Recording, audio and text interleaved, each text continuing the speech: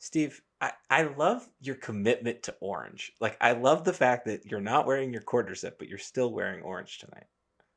This is the concert shirt. God, See, you're you sorry now. You're no, sorry you sorry. started it. Oh, I sure. shouldn't But have. yes, my commitment to orange. It's new. It's my neutral color for the podcast. So yes, Okay, we're releasing stuff this week. Should I add in an orange shirt just for you? I don't think anybody else would buy it, Okay, we'll see what we can do. but I would. Like orange would be cool, right? It would go with my knit cap that I've been wearing since the daughters were 6 and 7, and it embarrasses them I that I was to wear an say orange in I feel the like the winter. daughters right now because I'm embarrassed by your level color of Welcome to orange. family, Thank you, thank you. And welcome to the Stuff Summer Says podcast with Steve. Steve. All right.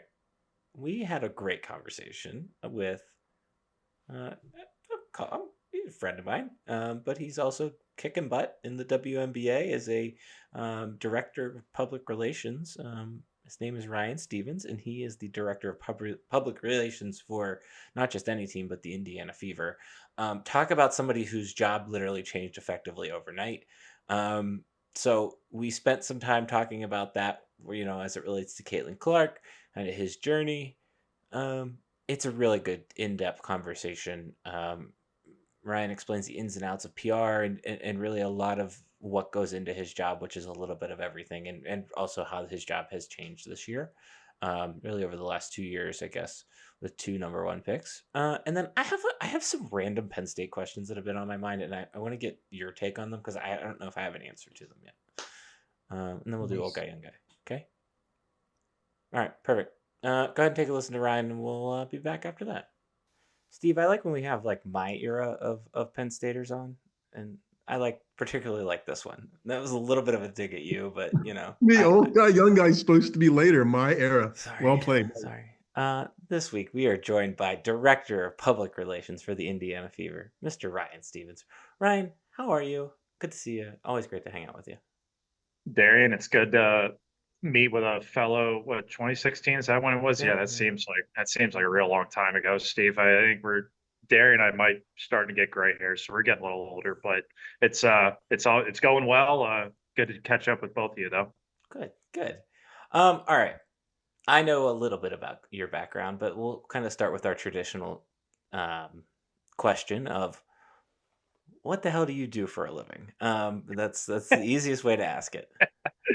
That's depends on the day, honestly. So as the director of public relations for the Indiana Fever, this is my fifth season with the team. Uh, I think the holistic view, obviously, is to shine the Indiana Fever, this organization, our players, our front office members, our entire staff in the best light possible. So, that's a lot of SID work to what a lot of people might know as the stereotypical job duties with game notes, with stats, with upkeeping, but it's also figuring out media plans throughout a 12-month calendar about how to best put the Indiana Fever on the front page, so to speak. It doesn't matter if it's on the court initiatives, off the court. Um, it's been quite a half a decade almost of doing this, from starting in 2020 with a global pandemic to going through stadium and arena renovations for 3 years, and then walking in the last 2 years to having back-to-back number one overall draft picks join your franchise. So the storylines are endless. It's incredibly fun working with this team, working with the 12 women that we have on our roster, our coaches, under the umbrella of Pacer Sports and Entertainment. It's incredibly fun. It's right now we getting ready after the Olympic break. I know everybody's kind of coming off the high of the Olympic movement, but we had to take a little bit of a break, so that's always an interesting hurdle to have to navigate through the WNBA season. But now we're getting back to finishing up our regular season, and fingers crossed, hopefully the first playoff appearance in my 5 years with the team. So it's fun. I enjoy every day. I get to work with our players. The stories that they get to tell, that they just who they are as people, like I said, on the court, off the court. It's so fun to get to talk and collaborate with them. And I'm very fortunate to work with a team that has so many people that are just great human beings, both on and off the court. I know I've known you since quite literally since freshman year, I think, And I've always known you as a big basketball guy, and it was kind of like always predestined you wanted to work in basketball. I know after graduation you got to kind of achieve that. Um, how do you work your? I mean, you're a director of public relations. How do you get to that? That's not something you're just handed, I guess. What's been your journey to that step?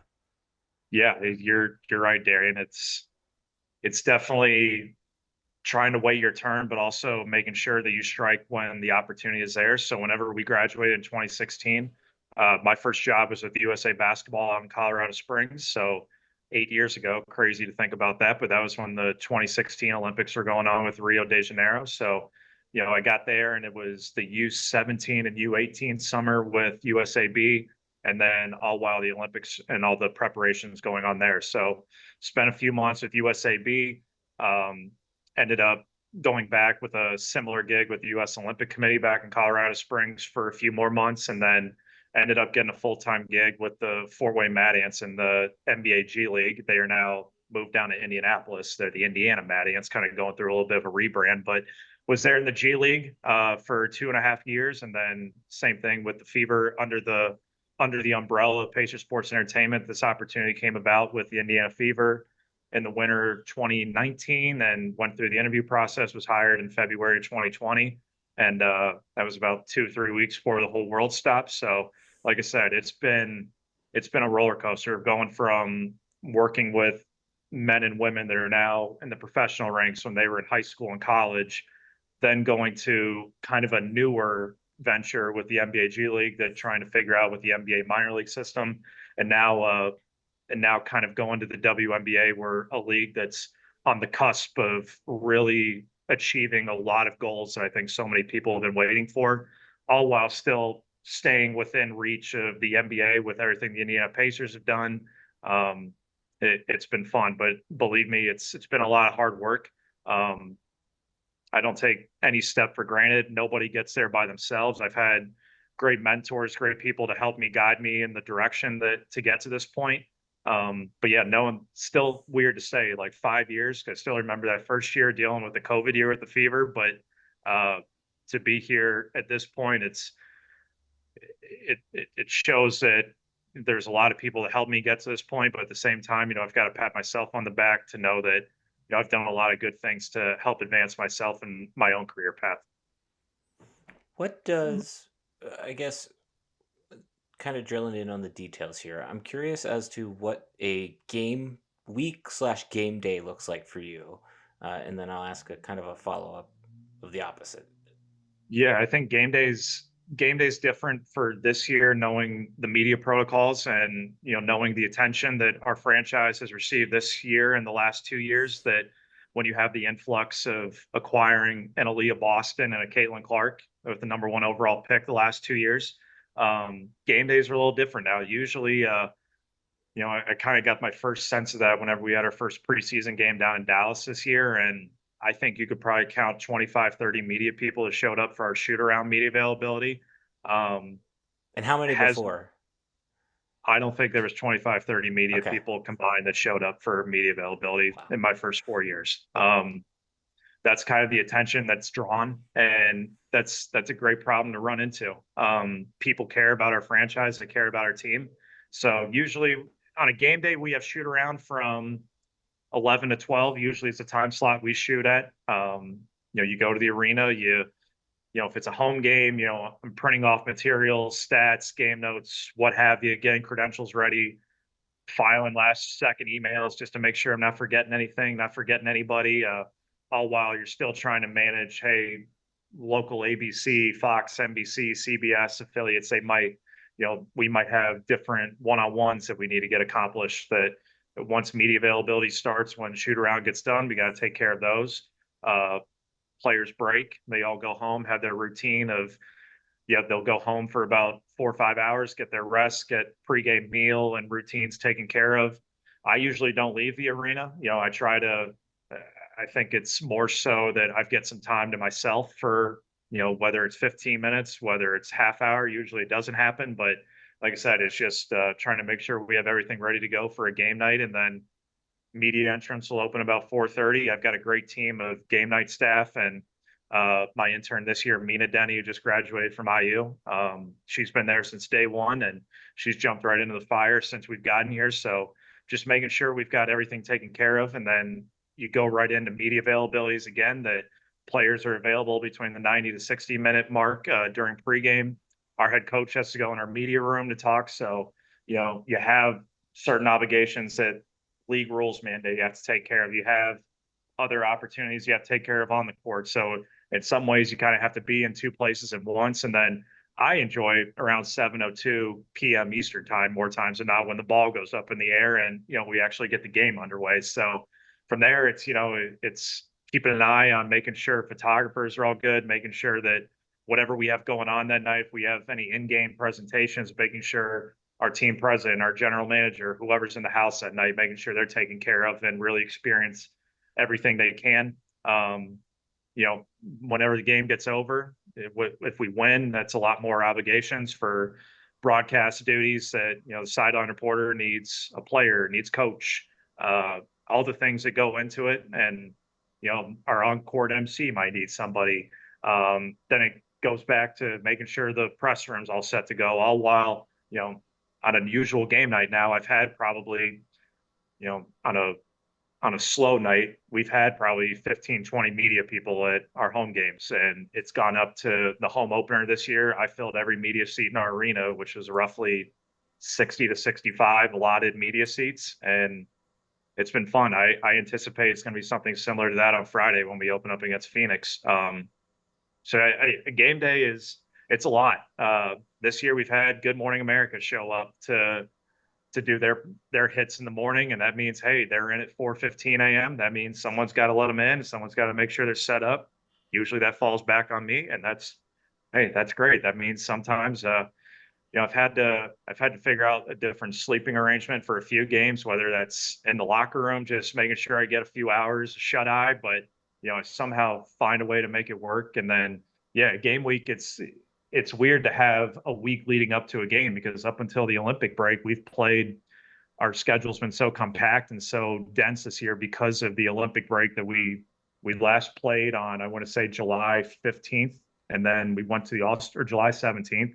We went to the All-Star break in Phoenix, and then we broke for about a week. Players all went home. And then because before that, we played 26 games. I mean, we played 11 games in 20 days to start the season off. I mean, that's an NBA rigorous of a schedule. And we went through it, and we took some lumps early, but now we've gotten through the tough part of our schedule, and now we're rolling to the back half. So it's kind of weird. It's almost like a football standpoint. You've got a game one a week, but then we play Friday this week at 7:30, and then we've got 3:30 on Sunday rolling in, and Sunday's an ABC game, Friday's an Ion game. So we have two national TV games. So there's so much to get done, but it's pretty cool to have a 72-hour, 96-hour runway to get to both of those games.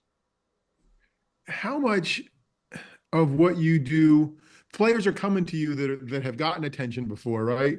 And have been shaped by sports information staffs and whatever else at their college level. How much do you have a role in what happens and how they deal with stuff? Or is it just like, okay, you know what you're doing? Like, how does that work at this level for you? I think you're definitely right that speaking of the more prominent athletes on our team, that, like I mentioned, Caitlin coming from the University of Iowa, Aliyah coming from South Carolina, Kelsey Mitchell coming from Ohio State, and Alyssa Smith from Baylor, Lexi Hall from Stanford, Katie Lou Samuelson from UConn. Like they've definitely gone through the training. I think they've all understood what goes into, hey, I don't have to rehash, hey, media is important. We got to make sure we treat them with kindness and respect. Also know that they've got a job to do, as well as you all have a job to do. So I think for my aspect, because again, I can talk so glowingly about our team, about our roster.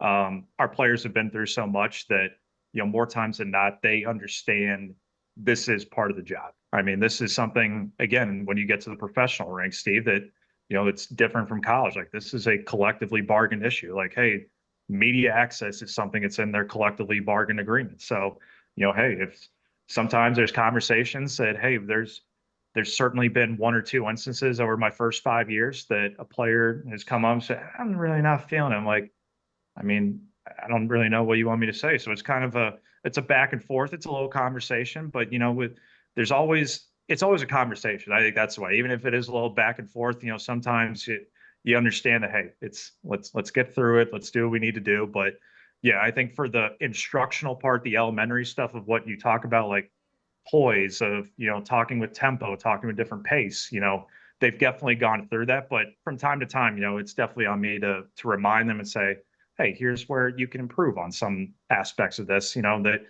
I think they all are definitely conscious of it, especially now this year more than ever. So yeah, from time to time, it's definitely more of reminders of, things that they've had thrown their way whenever they were in college. And you mentioned ownership, certain coaches and executives, certainly all those people.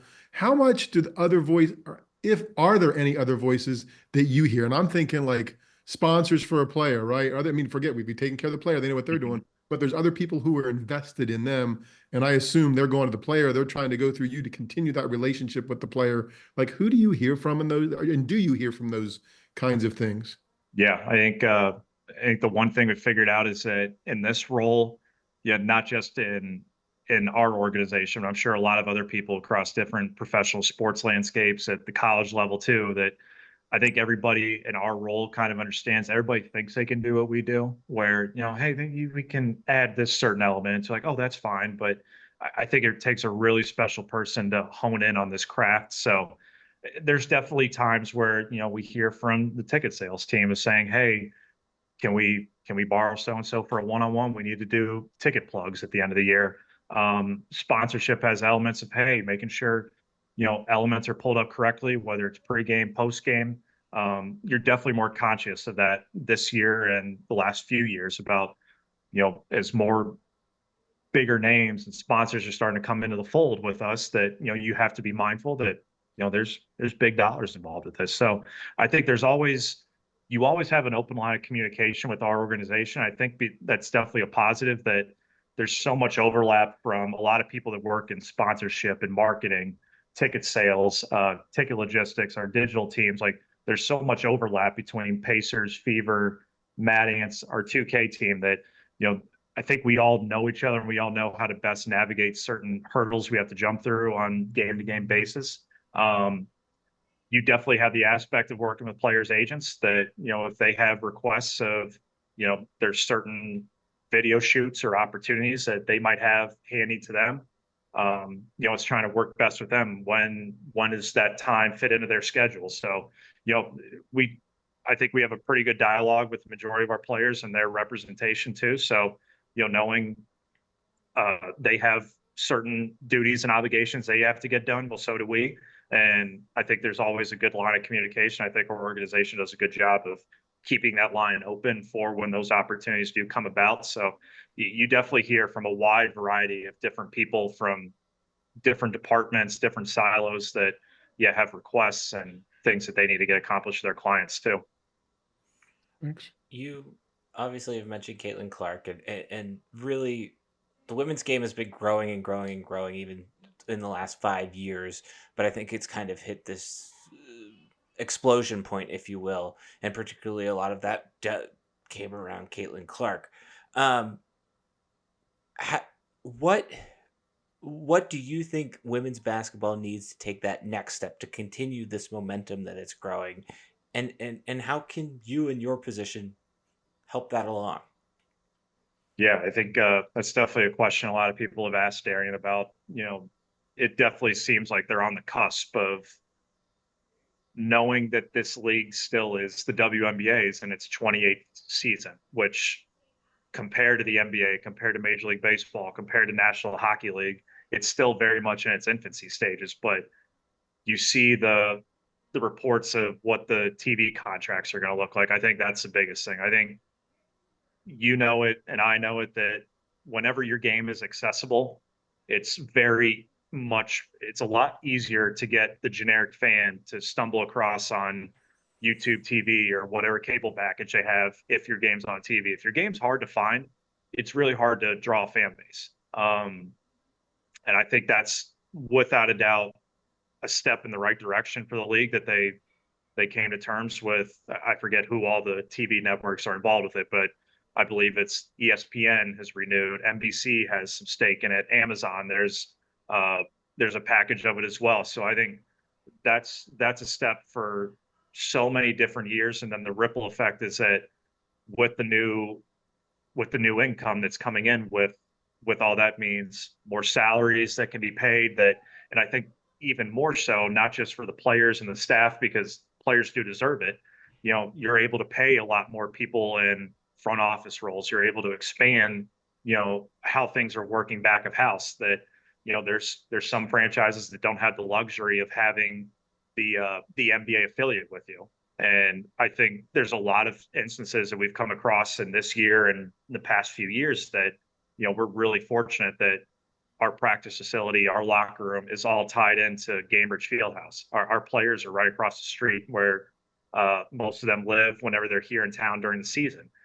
So having those resources, having those facilities, I think it all just stems from, hey, when you have more allocated funding, when you have more resources, then you're going to be able to make sure you put on a better product. And then again, I think the easy answer to what you asked, Darian, is again just the accessibility, that making sure fans can find that. And I think the money that is being put up front by these TV networks, I think it shows the commitment to their belief in this league. And I think that's definitely part of it. Because again, you see the numbers that we've been able to achieve this year, whether it's on ABC, whether it's on ESPN, whether it's on CBS, whether it's on Ion. Like, you saw the national championship game numbers when Iowa played South Carolina, that if you put that game on TV, I think the generic and the general fan that in the last few years may not have stumbled upon that, now they see the stars, they see the names that they recognize, and, you know, hopefully those names keep coming one after another. And I think those opportunities will only continue to be added, and those opportunities will flourish as you move to the next decade, next generation of women's basketball.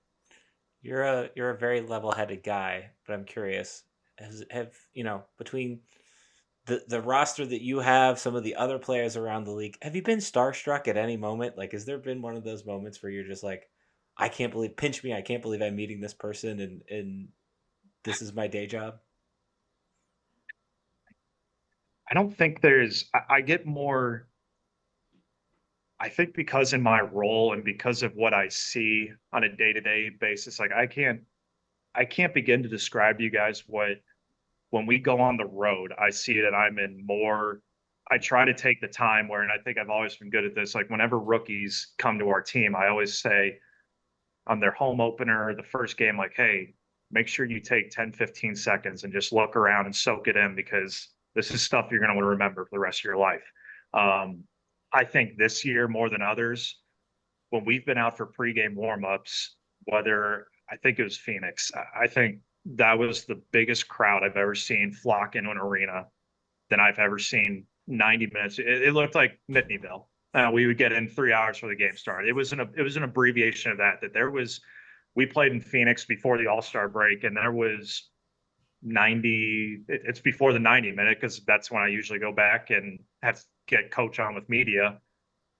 They opened doors early, and there had to have been 7,000 people in this arena in the Footprint Center in Phoenix. And every time Caitlin would put a shot up, it was like it was a normal game shot. Like there was a crowd reaction to a warm-up shot. And I'm just sitting there, I'm standing usually by the bench, and I'm just smiling and I'm in disbelief. Like this is unbelievable to be a part of this, to witness somebody of that magnitude. That I think I heard this the other day, or it was a few weeks ago, whenever the St. Louis Cardinals were playing the San Francisco Giants, and the game that they played down in Mississippi. It was right after Willie Mays passed away, and I believe John Miller, who's a longtime voice of the Giants, he did the voiceover, and they were describing Willie Mays, and I heard him say, I heard him say he was larger than life but bigger than nobody. And I heard that, and I thought, that kind of reminds me of Caitlin Clark. That kind of reminds me of an Aliyah Boston. Some of the people on our stage, and to see the way that they handle the amount of people that have come out and just flock to our games now. I mean, we don't play road games. We play home games at Gainbridge Fieldhouse, or we play games that are sellouts, that are majority of the time there's people wearing Fever gear throughout that arena. And I've never seen anything like that. I've never seen anything like that in professional sports. You get variations of that when the Lakers come in town to play the Pacers. You get the Laker fans, you get LeBron fans. I still think it's the ratio of when we're on the road is it's just incredible. And that's what I've definitely tried to. I don't think the starstruck has happened yet. We walked by and Jason Sudeikis was standing outside the tunnel the one day. He's been a huge proponent of women's basketball and a huge fan of Caitlin. When we were in LA and she hit 35-footer to seal the game, and Ashton Kutcher and Mila Kunis are sitting across the way.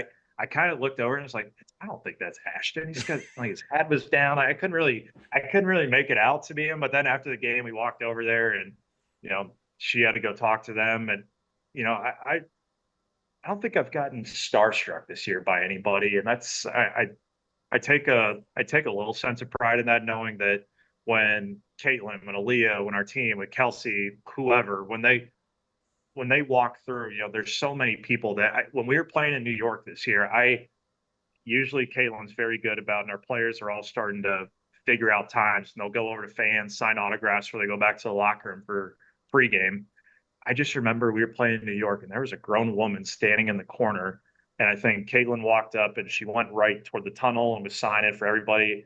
I just remember seeing a grown woman stand about 20 feet to the left and just move to tears because our players didn't go that direction. And I'm just thinking like, oh my gosh, like that's the kind of effect that other people are having by watching our players, by watching our team. And that's the stuff I try to pick up on. And I try not to be starstruck because, again, whenever I talk to anybody on our team, I've got to have that relationship with them where, hey, sometimes I may have to tell them certain things they may not want to hear, certain things that, hey, we need to work on this or whatnot, like we were talking about earlier, Steve. So I think I've done a pretty good job. And I think that comes with the territory. You get to know these players, you get to know them, who they are off the court as people. So I treat them as normal people, and that's kind of the way we've gone about business. And so far, so good. I think we've got a really good team of our support staff that I think we have good rapport with our players too, and it's just an overall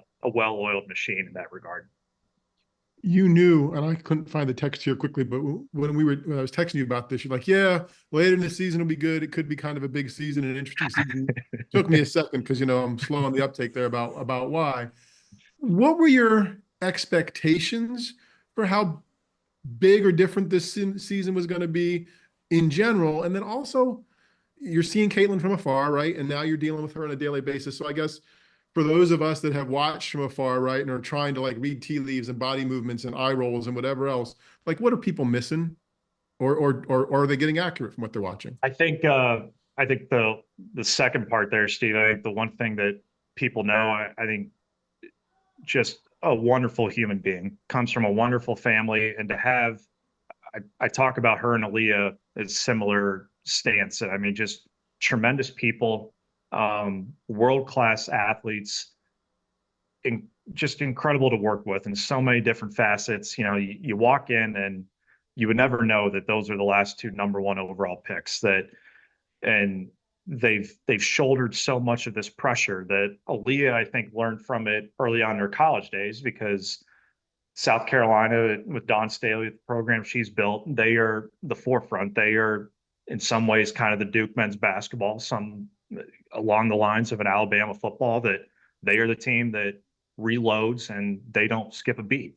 So and then they lost early in her career in the Final Four, and then they ended up winning the national title before she graduated. And then, everything that's been thrown Caitlin's way over this year, I couldn't imagine being 22 years old and having the world of a sport on your shoulders, and every move being dissected for right or wrong, just everything that you do. And those two have handled it just so incredibly well. So that would be my first thing. Anybody that says anything other than that, I'm going to respectfully say you're wrong. They're two great people that are carrying the sport to heights and elevations that have never been seen before. So that's what I would say to that. But for the expectations,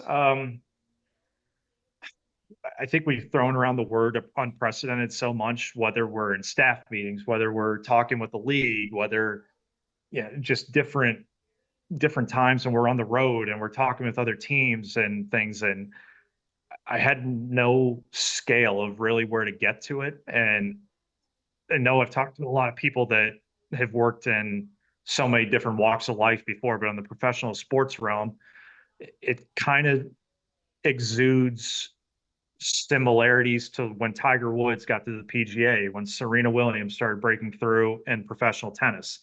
I think because of who they were, so many people didn't know how to react to something different in a sport that had such a long history of who the stereotypical superstar was. And now you have somebody that comes along and is taking this league and this sport as a whole and is elevating it. Um, it's like I said, the first game of the year, I put every media seat was filled. In the past 4 years, because of the renovations I mentioned, we've gone from playing at Gainbridge Fieldhouse. We've had to move games to Indiana Farmers Coliseum, to Hinkle Fieldhouse where Butler plays.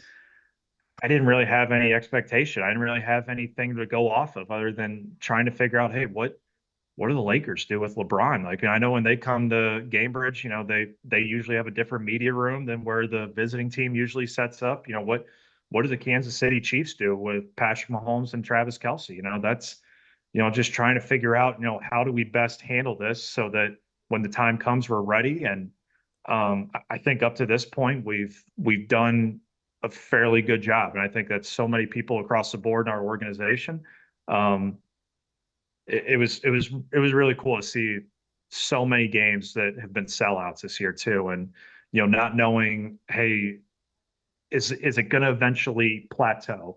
Is it eventually going to be the new kid on the block? And then the summertime comes in, the Olympics are happening this year. Is it going to plateau? It hasn't. And I think you're seeing the momentum that, I'm talking with media getting ready for Friday. I've had more requests from it. It actually works out perfectly. We play on Friday. We play the Phoenix Mercury at home. Saturday, the Indianapolis Colts play the Arizona Cardinals. I've had more media from Phoenix reach out about, hey, we want to come by, we want to shoot the game. And there's like, that's just never happened before. So it's all these things that we're just adjusting to that, hey, we're trying to do what we can to best accommodate everybody. And so far, so good. I think it's been a lot. It's been a lot of emails, a lot of late nights, but I think it's definitely more than what I anticipated. But that's a great problem to have, Steve. And the way our team has handled things, the way that, it got a little, I don't want to say shaky, but I think so many people were wondering. We started out 1-8 this year, and people thought, "Oh my goodness, what is this going to work? Is it just a flash in the pan?" And I think everybody started to see that through those conversations you would have with coach, you would have with players about, hey, the messaging about, hey, I know we're 1-8. It's a 40-game season. I think the old adage, I try to tell our coach Christy Sides about this, that the old adage was that you are what your record says you are, from Bill Parcells in the NFL. Well, we got to a point we were 3-10. Well, if you're 3-10 in the NFL, people are getting fired. Coaches are getting shown the door before the season's over. When you're 3-10 in the WNBA, we were only 2.5 games out of our last playoff spot. So it's kind of making sure that they are understanding of, hey, here's how we can help this messaging. Here's how we can help with fans that are calling in saying, what the heck's going on? What's wrong with everything? Like, calm down. It's a long season. It's a marathon. It's not a sprint. And now that the wins have started to come about, we're in the 7th spot in the playoffs. So the expectations early on were a lot to try to forecast, but now I think we've got a fairly good idea with 9 more home games left in our schedule that I think we're well equipped and we're well positioned to handle the rest of the season moving forward. Great. Thank you. Last legitimate question, and then I've got a couple quick ones. Last legitimate question is, I love when people have legitimate questions. it's a legitimate question. All right. What are you most proud of? Oh man, I could go on for so much time about that, Darian. I think what I'm most proud of is that I'm proud of who I am. I think that comes with being the son of Scott and Beth Stevens that are born and raised from Altoona, Pennsylvania, and from Tipton, PA, that I think I've gone through so much in my life. And I say that not asking for pity, but just knowing that I've gone through a few experiences in my life that, man, I get to wake up every day, and every day I get to go to the arena, and whether it's practice, whether it's games, whether it's flights, whether it's long nights, whether it's early mornings, I think I've always been one of those people that are there certainly days this year when, it seemed like the pressure was building, it was mounting. Yeah. But I think that's any walk of life. I think that's any job, any career you go. Some days it feels like a job, and some days there's just people you don't want to hear from. But I think I've been most proud of knowing that I've stayed true to myself. And I think I pride myself on always being somebody that can smile, that can have a good time, that can joke around, but understanding that there's times we have to be serious. But there's been so many people. I get so many questions. We're on the road and I'm talking with other PR team or other PR reps or other teams, and they always go like, "How are you handling this?" And I just go like, "What do you mean we're handling this? Like we're the most popular team in the league. We're in some ways we're kind of the 31st NBA team in terms of the following. Like that, if you can't enjoy this while it's happening right now, then I don't know what you're doing. I mean, this is a gift. This is an opportunity that I'm forever grateful to be in this moment, to be in this season. That I mean, what does Andy say from The Office? And he's like, when people say you wish you go back to the good times, like, well, I wish they would have told me this. And I think I've always maintained a good perspective that this is pretty cool. I don't know where I'll be in 5, 10 years. Some people look at that as a negative. I know that tomorrow's not promised. And that's any walk of life as well. And I think I've maintained that mental psyche throughout all this, that this is fun. Like we show up, like I said, my favorite time is when the ball goes up in the air. It's 7:02 p.m. Eastern time usually, that you get to look around and you get to see all these people that are coming to support this team. That I got to this team in 2020. I was there for 2 weeks. Freaking world shuts down because of COVID. We don't know what we're doing. People are out of jobs. People are hurting. People are questioning what's going on in the world. We get to go down for 65 days or 75 days, however many it was, in Bradenton, Florida at IMG Academy for a season. Don't know how the heck we did it, but man, I in some ways that feels like it was yesterday. Other ways that feels like it was 10, 15 years ago. That time was tough to get to the point where we were those next 2 years with stadium renovations. We weren't winning as much as people wanted us to. We get back in 23.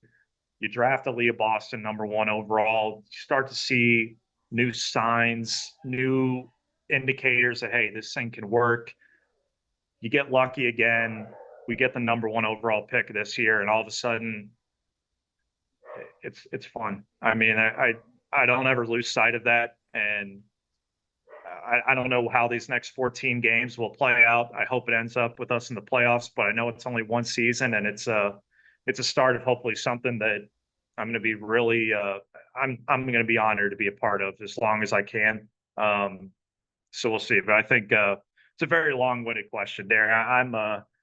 I think I'm a very emotional person in so many of that regards, but I think that so many people in this day and age just, man, we forget to our perspective, and to wake up every day and know that you have your health, know that you have an opportunity to help affect somebody's day in a positive way. And I think that's who I've always been. And that's how I've gone about these last few months. And I think it's showing with the way we interact with our players, with our staff, and moving forward. That's awesome. That's good. That's good, Ryan. That's good. Good save. I thought you were going to cry too. That was good. I was good for a last legitimate question. See, but hey, I'm very proud of you.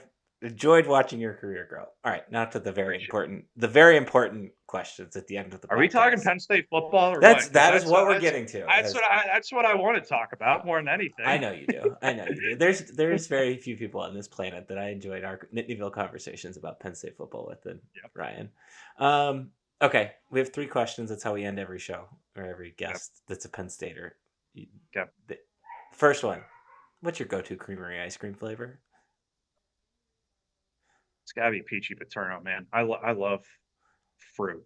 So yeah, peachy paterno. That's a solid one. We need to go back and because I think it's either that or Death by Chocolate is like the number one answer. What's the one with? It's the chocolate with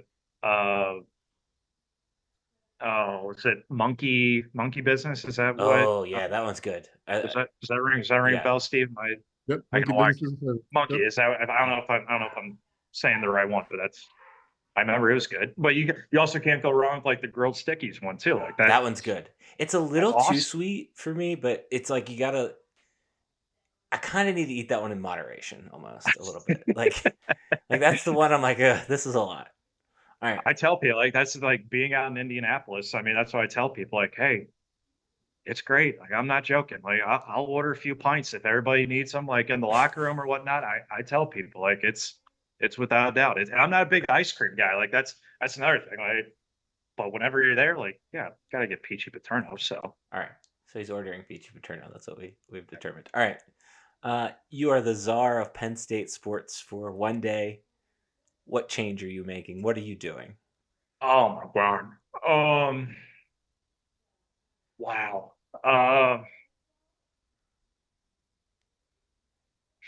That's a really good question. We stumped the PR guy, Steve. That's how. I know. He's going to come through. I got faith. He's coming through. I know. I feel like I could go in a million different directions because there's so many times when we were up in the press box at Beaver Stadium. It's like, we got to fix this press box up here. Like we got to help it out here, like something like that. But then we go over to the Bryce Jordan Center and I think there's some alterations we could do there. I think it feels more like an event center. It doesn't feel like a basketball arena. That's somebody that grew up loving the sport, playing it forever. Now I'm involved in the sport. Like there's so many great basketball arenas. Like I think Bryce Jordan Center could reconfigure a little bit. That's what I like. But then in baseball, for some reason this year, I would love to turn on ESPN at the end of May, early June, and see Penn State play in the College World Series, whether it's softball, whether it's baseball. I would love to plan a trip to Omaha, Oklahoma City, wherever. But I can't fix that. I think I can't do that. So, but my cousin played on the ice hockey team whenever we were there. I mean, Pagula's great. There's nothing you need to do there. So I gotta find a way to make Bryce Jordan Center feel like a basketball arena. Okay. Like if you haven't been to Mackey Arena, if you haven't been to Assembly Hall, if you haven't been to I call it Assembly Hall where Illinois plays, where now it's State Farm Center. If you haven't been to the Breslin Center, like these are basketball. Like I go to Hinkle Fieldhouse all the time, and like this is a basketball arena. Like it just exudes. Like you just feel it when you walk in. And now that things are rolling there. Hey, I think I'm a believer of what Coach Rose is doing. With what they're doing on the men's side, I think the men's and women's team, like, hey, but whenever we were there, the women's team was trying to figure things out. So, I think it's probably, we gotta I don't know if we need to condense the Bryce Jordan Center a little bit. Don't talk about the curtains up top. No, and that's not doing that. We're not doing that. I went too many games there. We can figure out a way that just got to feel like a basketball arena. And I think we saw in the last few years, like that year before the year got cut down because of COVID, like when they got up to the top 10 on the men's side, like people come out to it. I remember when I think we played Notre Dame on the women's side, my freshman or sophomore year, like people came out to that game. Like people want to show up and make that place a tough place to play. Like when the rec hall games were great. Like I think we got to do something with BJC. That's the way I go. Okay. We talk about this a lot, and I agree. Like, once you give Penn Staters a reason to care, baseball's Mhm. actually a perfect example of that. Their little Yeah. mini run, it's a perfect Mhm. example of that. Yeah. Oh, Um, I was watching games on BTN. I was like, oh my God, they might do it. Like yeah, they do the Big Ten tournament, Rosenblatt. That's a conversation for another day because the Big Ten footprint is in the heart of minor league baseball stadiums, but that I digress. But oh my God, like I would love to turn on ESPN and watch a super regional or something where softball or baseball is playing. Like that'd be awesome. It'd be great. all right. I'm glad to know you're now the second person that said baseball or softball All right. related, so I Okay. appreciate that. Okay. All right, last question. I know the answer to this question, but our viewers don't know the answer to this question. You are back in town for one night and one night only. What bar are you stumbling into? How do you know the answer to that question? I was going to say, what if he says the Where do wrong you one? What if he, where do you think I would say? I'm curious to what you It's I'll hold Pickles. on, I feel like hold you on. always hung out at Pickles. That's probably what I was gonna say. Yeah, I hate that I hate having to go pay a cover at cafe. But cafe, like everything about cafe is great. We'll figure it, that's fine. But those two have stood the test of time since we've been there. Um, yeah, now they're like dark horse isn't there anymore. That one hurt. That was usually a Thursday night It's staple. true. But um, yeah, I think you're right. I gotta go pickles. Because I think you probably more than anyone like is most synonymous in my mind with that bar. I I I never wanted to stand in the long line at first, so I was like, every time we go by there, I'm like, okay, we go over to Pickles and we get right in, and yeah, that's the way I always viewed it. It was a great time. I Perfect. enjoyed it. All right. Um, we let people plug things, but you're plugging your basketball team. Um, so what would you like to say in this final closing moment? games Friday night and Sunday on national There you TV? go. I know. Hey, game on Friday. If I mean, we've had you talk about the expectations, Steve. I mean, we part of what has happened this year and the relationships that I've gotten to build this year with a lot of people that I didn't have the opportunity to that because we've had I believe 37 of our 40 regular season games have been labeled national television games, which is an insane percentage that nobody has ever had that type of percentage. Um, we've had the ability, we've had ESPN, we've had ABC in town. So getting to get to know Ryan Rucco, Rebecca Lobo, Holly Rowe, Pam Ward, Andrea Carter, Angel Gray, all these different personalities that you see on TV and getting to know them. Um, you know, Ryan and Rebecca and Holly are doing our game on Sunday on ABC.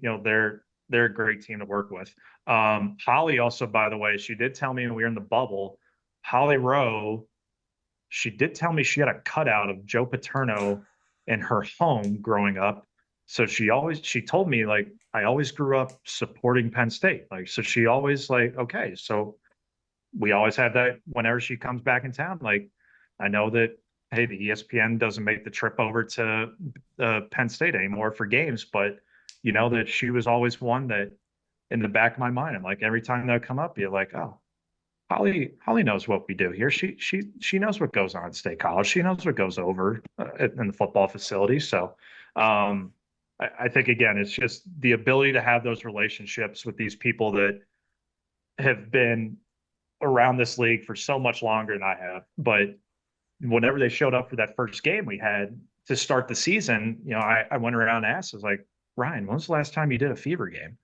And he said 2016. I asked Rebecca, when was the last time you were in Indy doing a fever game? 2016.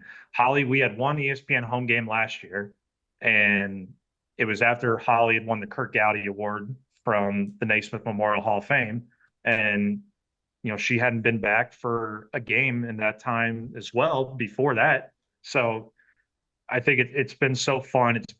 It's just been a pleasure to bring in a new audience to help usher in this new era. But like I said, guys, it's been fun. I'm no different. Like what coaches say that great coaches have great players. Like I think my job is fun. My job is enjoyable because of our players and our staff, our coaches that just buy in, that respect what we do, and moving forward, hopefully we're in the playoffs and hopefully we get a few Fever fans back in State College, back on the East Coast. Darian will be in DC.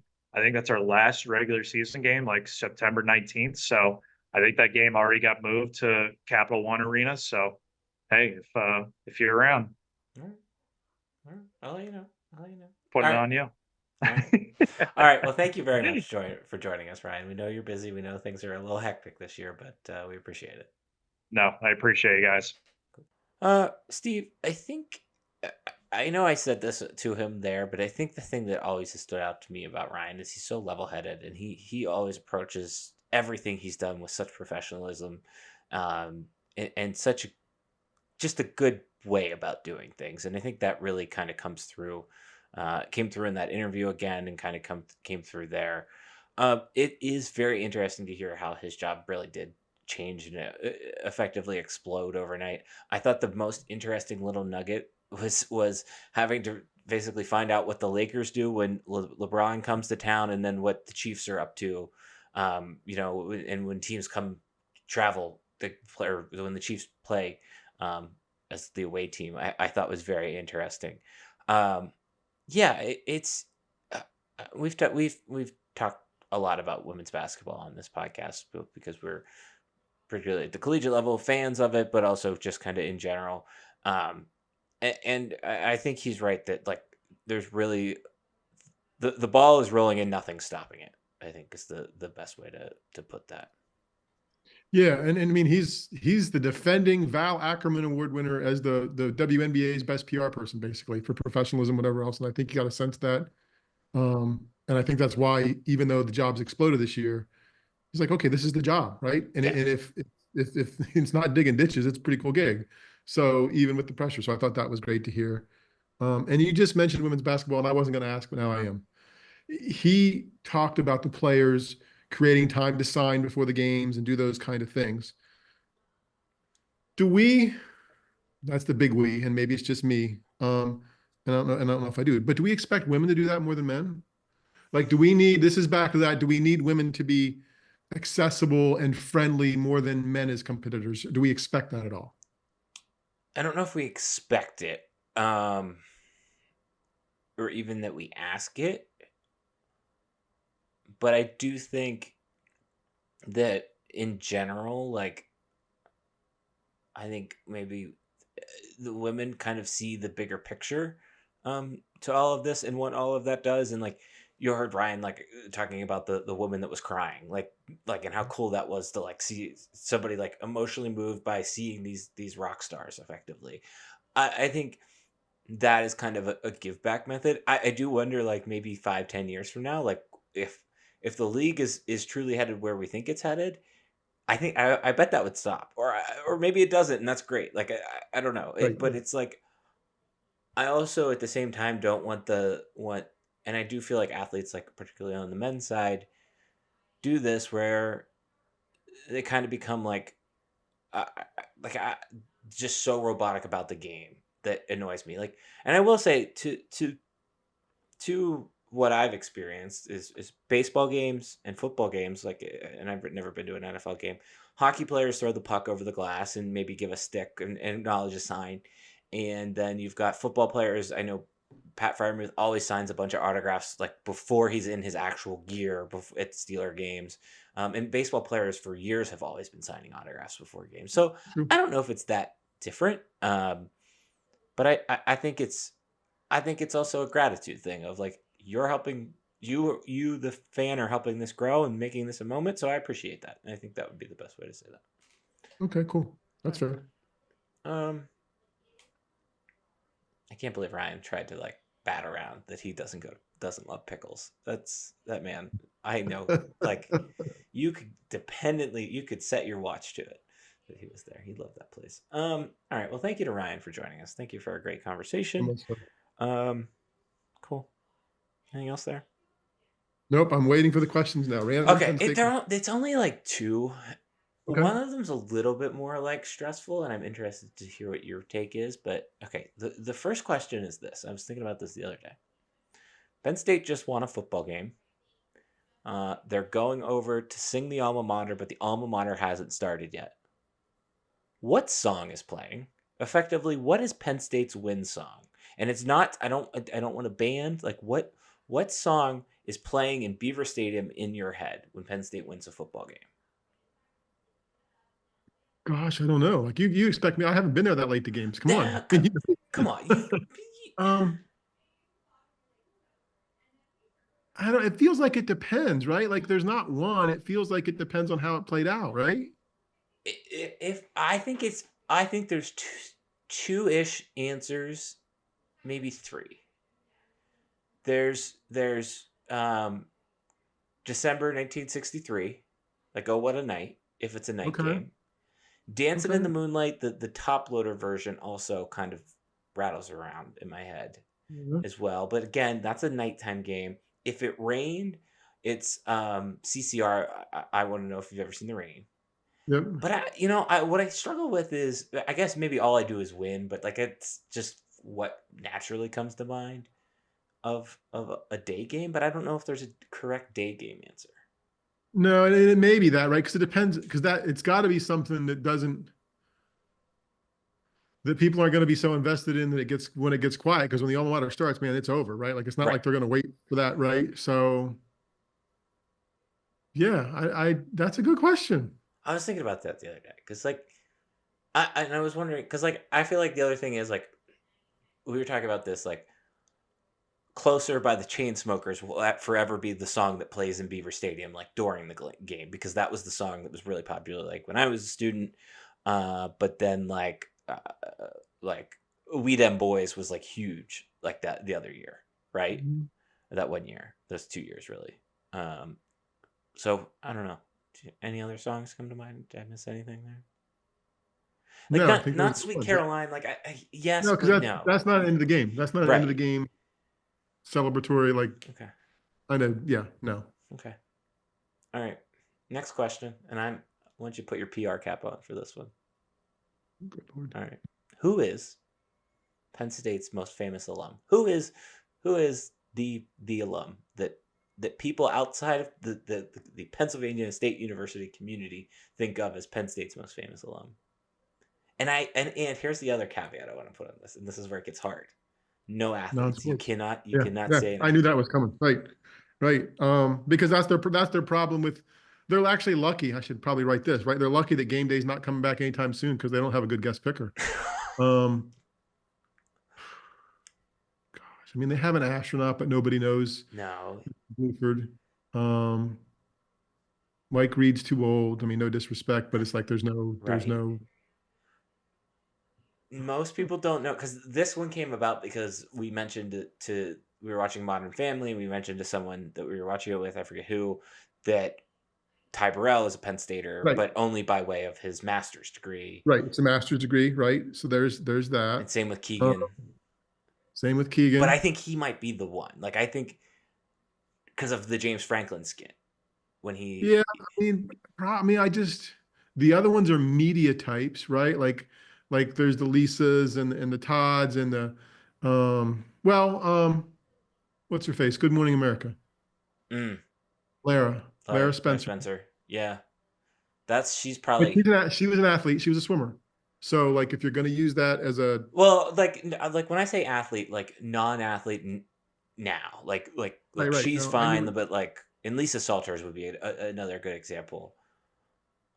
All right. I- Yeah, I mean, I think that's our challenge, right? There's just not. I mean, there's some scientists who've done some really cool stuff and whatever else, but there's not a mainstream. Look, here's this Penn State alum that everybody's like, oh yeah, that's a Penn State person. right. Right. Well, and that's kind of like where I was going with that is like I was thinking about that with just like donations and obviously there was the Pitbull thing, which I'm sure you saw the Pitbull thing with, Mhm. which I thought was interesting. But like, there's not like one person that I would think of. But I was thinking like Matthew McConaughey, right? Like he didn't. I don't think Right. he actually went to UT, but he like was from Austin and is like he's the minister of culture or whatever his nickname is there. I mean, there's honestly, this is the PR cap. The most prominent person right now connected to Penn State or who professes their Penn State allegiance is the CEO of Twitter, Yes, that name also correct. Linda, I forget how to pronounce her Dr. last name. Yeah, she came to mind. but I I mean, don't know. she was the first one that professes her love, right? Like, I don't know how that would resonate with certain people. There's the dentist who wrestles, right? Sometimes soon to be friend of the show. Oh yes, Britt yeah. Britt Baker. Baker is. I don't know if Britt Baker's national the way like I feel like most people could pick out Keegan Michael Key.